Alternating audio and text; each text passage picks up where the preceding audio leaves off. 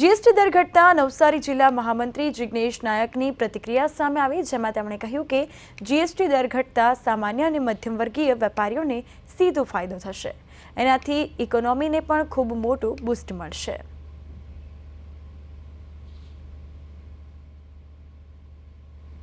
જ્યારે જીએસટી દરો લાગુ થયા ત્યારબાદ આપણી ઇકોનોમી એટલે ભારતનું અર્થતંત્ર મોદી સાહેબના સબળ નેતૃત્વમાં ખૂબ પ્રગતિ કર્યું. એના લીધે અર્થતંત્ર મજબૂત થયું અને આજે જીએસટીનું સરળીકરણ કરીને ફક્ત 2 જ દરો રાખવામાં આવ્યા, 5% અને 18%. એનાથી ઇકોનોમીને ખૂબ મોટો બૂસ્ટ મળશે. મોટેભાગની પ્રોડક્ટો 90% જેટલી પ્રોડક્ટો તો 5%ના દરમાં જ આવી ગઈ છે. આવનારા દિવસોમાં મધ્યમ વર્ગને, લોઅર મિડલ ક્લાસ, ગરીબો એને ખૂબ મોટી રાહત મળશે. મોંઘવારીમાંથી એકદમ જ તમે જુઓ તો દરો ઘટી જાય તો સીધી કિંમત ઘટશે. આજના પેપરમાં જ આપવામાં આવ્યું છે કે દૂધના ભાવ, અમૂલના કેટલી બધી પ્રોડક્ટોના ભાવ ઘટી ગયા. તમારા ઘરમાં વપરાતી દરેક વસ્તુના ભાવ ઘટશે.